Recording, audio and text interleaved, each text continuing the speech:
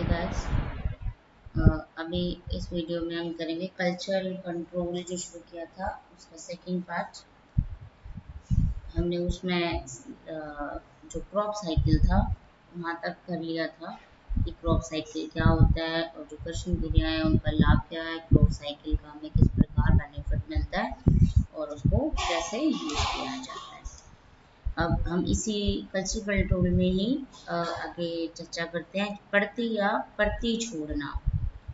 अब पढ़ती या पढ़ती छोड़ना ये वर्ड क्या होता है, पहले तो इसको समझना है कि एक फसल के बाद, किसी एक फसल की कटाई के बाद कुछ समय तक उस खेत को खाली छोड़ देना क्या कहलाता है, पड़ती या पड़ती छोड़ देना।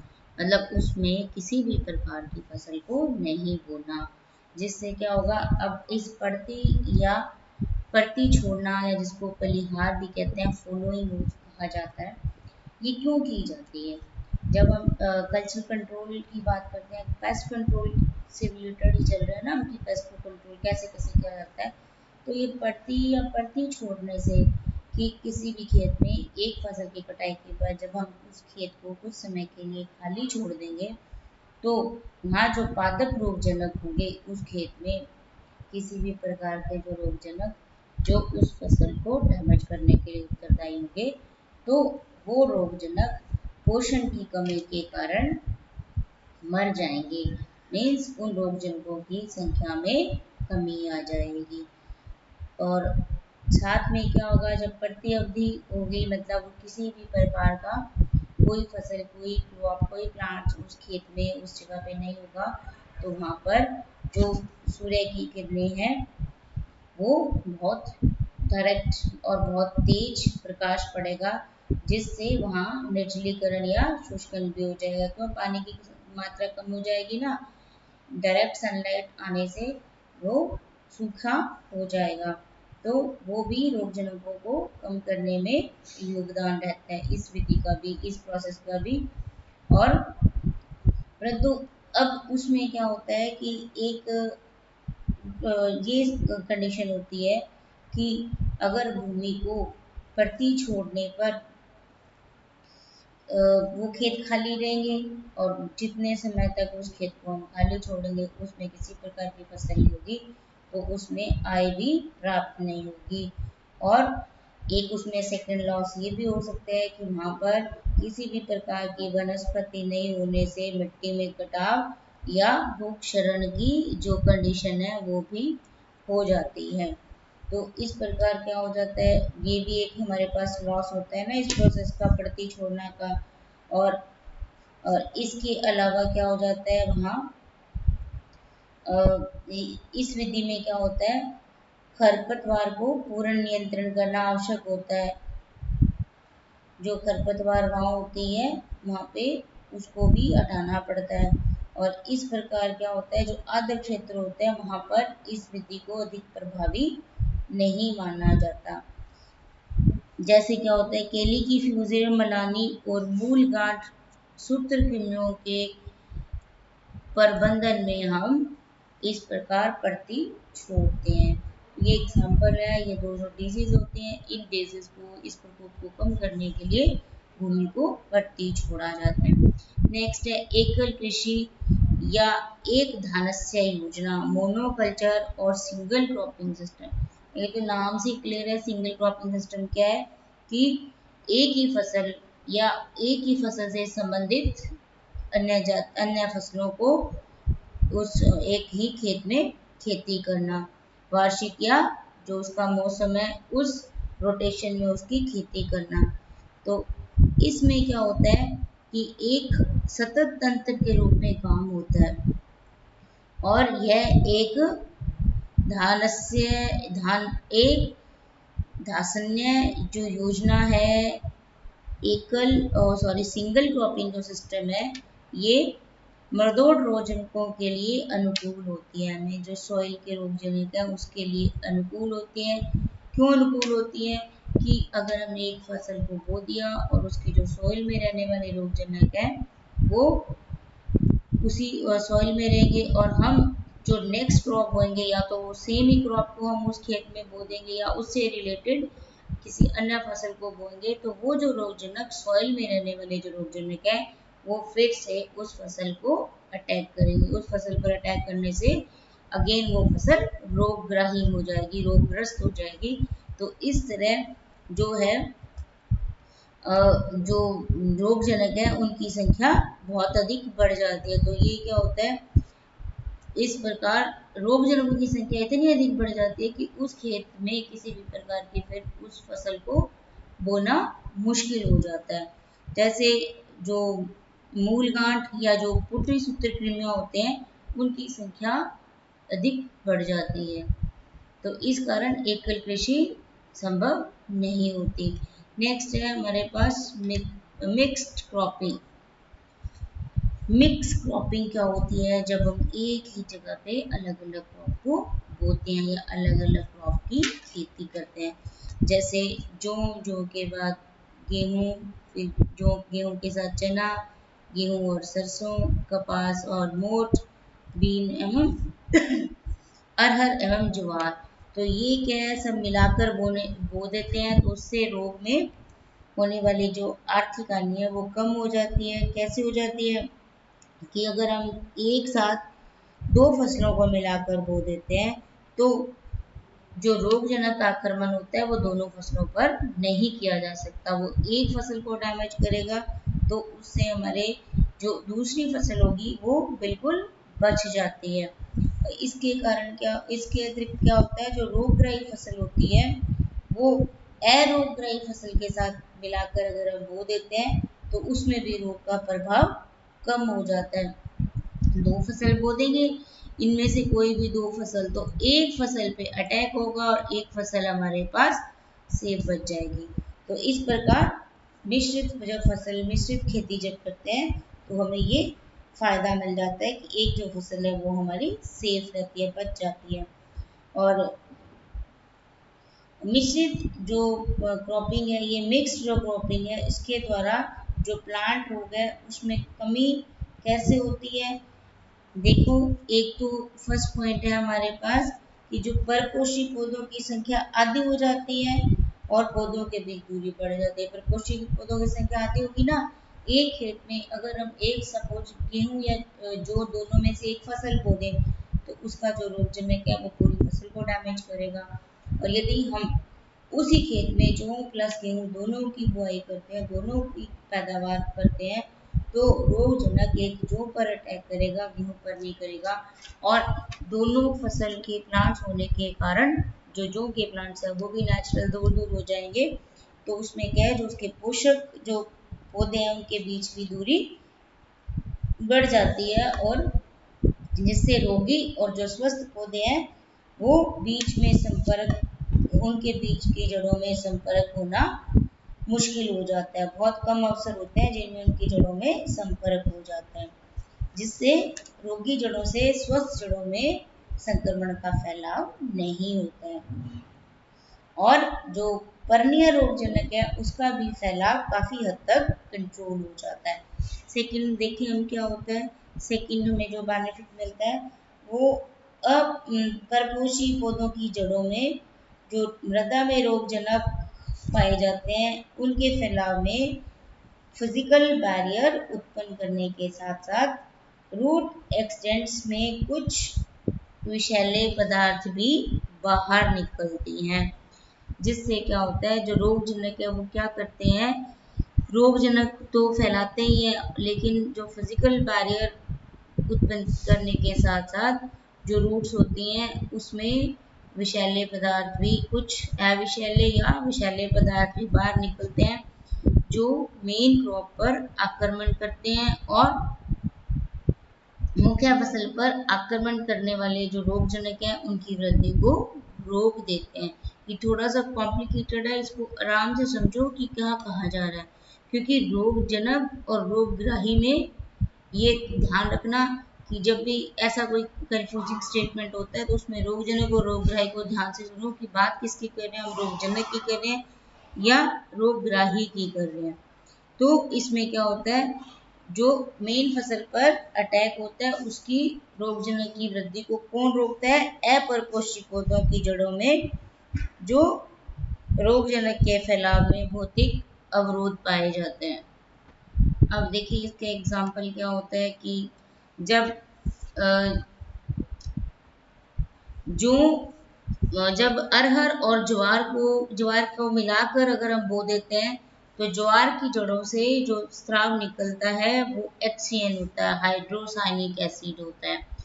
ज्वार की जो जड़ों से HCN सीक्रेट किया जाता है जो अरहर की में रोग उत्पन्न करने वाले कवक को मार डालता है या उसको प्रभाव को खत्म करता है।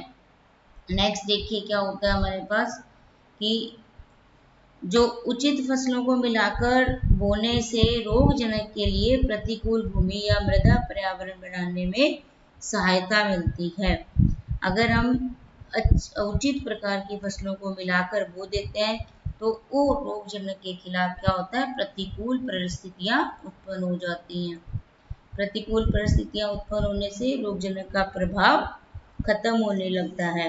नेक्स्ट, खेत की जो मिट्टी है या खेत की जो मृदा है उसमें रोगजनकों का वितरण समान नहीं होता। कुछ ऐसी जगह होती है जहाँ पर रोगजनक बहुत अधिक नंबर्स में होते हैं, कुछ ऐसे होते हैं जहाँ पर रोगजनक कम मात्रा में या कम नंबर्स में पाए जाते हैं।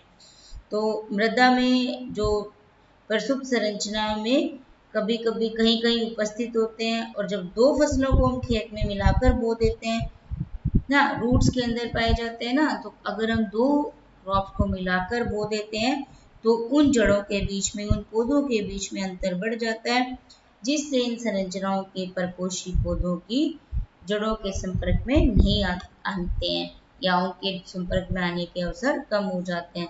अब क्या होता है, जब एक फसल है तो उसके प्लांट्स से पास पास आ जाएंगे तो इसकी जड़ों में जो रोगजनक है वो एक प्लांट से दूसरे में तीसरे में जड़ों द्वारा फैल जाएंगे। क्यों? क्योंकि इसकी जड़ें आपस में कांटेक्ट में आ सकती हैं। और यदि हम दो फसलों को बोते हैं तो एक जो प्लांट्स हैं, जैसे सपोज ये हमारे पास जौ के हैं और सेकेंड ये हमारे पास गेहूं के प्लांट्स हैं, तो ये जो प्लांट्स हैं इस कारण इन प्लांट्स के बीच में जो दूरी है वो बढ़ जाती है और इनकी जो जड़ें हैं वो संपर्क में नहीं आती, जिससे रोगजनकों का भी आपस में संपर्क में आकर दूसरे प्लांट्स को संक्रमित करने के अवसर बहुत कम हो जाते हैं। नेक्स्ट, अब हमारे पास है कि अवॉइड ओवर क्राउडिंग और प्लांट स्पेसिंग, की अति संकुलता में नहीं बोना या जो पादप अंतराल है वो सही रखना। अब अगर पॉसिबल हो तो फसल को बहुत सघनता से नहीं बोना चाहिए। उन प्लांट्स के बीच में एक प्रॉपर गैप या एक प्रॉपर जो स्थान है वो होना चाहिए, जिससे क्या होती है उसकी जो नमी है वो बढ़ जाती है, टेम्परेचर कम हो जाता है और उसमें क्या है एरेशन और जो लाइट है वो भी कमी हो जाती है, क्योंकि वो पास पास हो जाएंगे ना। और पास पास होने के बीच उसकी जो आदत है या उसकी नमी क्यों बढ़ जाएगी? क्योंकि डायरेक्ट जो सनलाइट है उसके नीचे भूमि तक नहीं पहुंच पाती, तो उस कारण टेम्परेचर कम होता है और उसमें एरेशन भी नहीं हो पाता प्रॉपर और लाइट भी डायरेक्टली सॉइल तक नहीं पहुंच पाती। तो ऐसी जो कंडीशन होती है उसमें जो रोगजनक है उनकी जो ग्रोथ बहुत फास्ट होती है। जैसे एग्जांपल दिया हुआ आपको, आलू की विलंबित शीर्णता या पछेती अंगमारी। क्या होता है, जब आलू की कटाई होती है तो वो आलू की जो पास पास होने के कारण क्या होता है आर्द्रता अधिक होती है, जब आलू की कटाई होती है तो उसकी पछेती अंगमारी रोग हो जाता है। इस प्रकार ये रोग के एग्जाम्पल्स दिए हुए हैं। अब इसमें क्या होता है कि पौधों के बीच अंतराल कम होने से जो रोगजनक है वो अधिक तीव्रता से फैल जाते हैं। नेक्स्ट है रोपण अथवा बोने के समय का संबंध, adjustment of date of planting और सोइंग। अब इसमें क्या होता है कि जब हम फसल को बोते हैं और वो जो उस समय जो रोग होते हैं रोगजनक की आक्रामकता होती है और अनुकूल पर्यावरण होता है, जैसे तापमान, आर्द्रता, प्रकाश, परपोषी की आयु इत्यादि एक साथ मिल जाते हैं, तो ये सब जो कंडीशन हो जाती है तो वो फसलों के लिए विनाशकारी स्थिति बन जाती है। तो इस कारण क्या करते हैं, अनुकूल पर्यावरण, जो रोगजनक के लिए अनुकूल पर्यावरण होता है और रोग उत्पन्न करने की संभावना बहुत अधिक होती है, उस कंडीशन में इसकी जो फसल की बुआई है उसको नहीं करना चाहिए। कब करना चाहिए, जब रोगजनक के लिए अनुकूल पर्यावरण नहीं हो, जैसे आर्द्रता या रोपण के समय इस प्रकार का हमें टाइम फिक्स किया जाना चाहिए जिसमें रोगजनक के लिए अनुकूल पर्यावरण ना हो और जो हमारी फसलें हैं वो उसके प्रकोप से बच सकें। अब इसका एग्जाम्पल दिया हुआ है जिसमें मानते हैं कि जैसे जो फसल की है वो अगेती या पछेती बुआई कर सकते हैं फसल को रोग से बचाने के लिए, कि अगर उसके अगेती बुआई में रोगजनक का प्रकोप अधिक रहने की कंडीशन हो या चांसेस हो तो उस फसल की हम बुआई बाद में भी कर सकते हैं, और यदि ऐसी कंडीशन हो कि पछेती बुआई के समय रोगजनक को अनुकूल पर्यावरण कंडीशंस हो तो उस फसल को हम अगेती या पहले ही बुआई कर सकते हैं। तो इस प्रकार ये कुछ एग्जांपल्स दिए हुए हैं जो कि इनकी फसलों को आगे पीछे को बोकर आगे पीछे उनकी बुआई करके हम रोगजनक से या रोगजनक के प्रकोपों से बचा सकते हैं। अब नेक्स्ट है कि जो बोने की विधि है, मेथड ऑफ सोइंग और एडजस्टमेंट ऑफ डेप्थ और सीडिंग, कि बीज बोने की गहराई भी कैसी हो जिससे कि रोगजनक का संक्रमण कम से कम हो। तो हर बीज को क्या होता है, बोने की जो गहराई है वो अलग अलग होती है और अलग अलग गहराई ही भी परपोषी को रोगजनक के आक्रमण से बचा सकते हैं, मतलब जो होस्ट प्लांट्स है उनको रोगजनक के आक्रमण से बचा सकते हैं। जैसे बीज को उथला बोना क्या होता है, आर्द्र पतन रोग को कम करने की प्रभावी विधि है, और उथली बुआई में जो छोटे पौधे होते हैं उसमें वो जल्दी से बाहर निकल जाते हैं और जिससे संक्रमण करने वाले जो कवक हैं उसका संक्रमण कम हो जाता है। अगर हम उथली बुआई करें ना, मतलब कम गहराई में अगर हम बीज बोते हैं तो वो जल्दी बाहर आते हैं जिससे क्या कवक का संक्रमण कम होता है, और अधिक गहराई में बोने से संक्रमण कर गहराई में बोने से रोगजनक को बीज और पौधे पर आक्रमण करने के लिए अधिक समय मिल जाता है, जिससे जो रोगजनक है उसका जो संक्रमण है वो क्रॉप्स पर हो जाता है। तो इस प्रकार जो बुआई का सीड्स की बुआई की गहराई है वो अलग अलग होनी चाहिए, जिससे जो रोगजनक या जो पैथोजेंस का अटैक है उसको कंट्रोल किया जा सके या उसको अटैक करने का बहुत कम चांस मिले।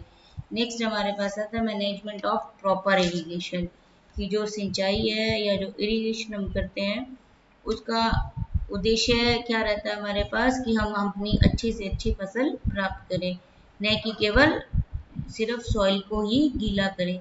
अच्छी फसल को प्राप्त करने के लिए भी सिंचाई को करना, एक सिंचाई को प्रॉपर तरीके से करना बहुत महत्वपूर्ण रहता है, और हर एक क्रॉप्स के लिए प्लांट्स के लिए एक निश्चित मात्रा होती है कि किस मात्रा में जल दें जिससे उसकी ग्रोथ पर्टिकुलर हो पाए। कुछ ऐसे क्रॉप या प्लांट्स होते हैं जिसमें हम बहुत कम पानी देने की आवश्यकता होती है, किसी में बहुत अधिक देने की आवश्यकता होती है।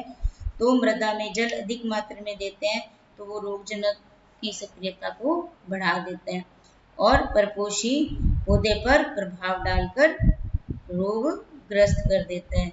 और इस तरह क्या होता है कि सिंचाई का जो हितकारी प्रभाव है वो कुछ रोग नियंत्रण में भी दिखाई देते हैं, जैसे आलू में सामान्य कछू या स्कैब रोग को नियंत्रण सिंचाई द्वारा ही कर सकते हैं। इस प्रकार क्या होता है कि अधिक सिंचाई करते हैं तो पौधों के जो तने और जो मूल क्षेत्र के आधार के चारों ओर अधिक समय तक अगर जल रुका रहे या खड़ा रहता है तो उसमें भी बहुत हानियां होती हैं, उससे जड़ों में श्वसन क्रिया अवरुद्ध हो जाती है और तने तथा जड़ों के आधार में विलयकारी लवणों का संचय विषैली मात्रा में हो जाता है, क्योंकि जो भी पदार्थ है, जो भी लवण है, एक पर्टिकुलर अमाउंट में ही प्लांट्स को चाहिए। यदि उससे अधिक हो जाए तब भी वो उसके लिए हार्मफुल हो जाता है, और यदि कम मात्रा में हो तब भी वो हार्मफुल होता है।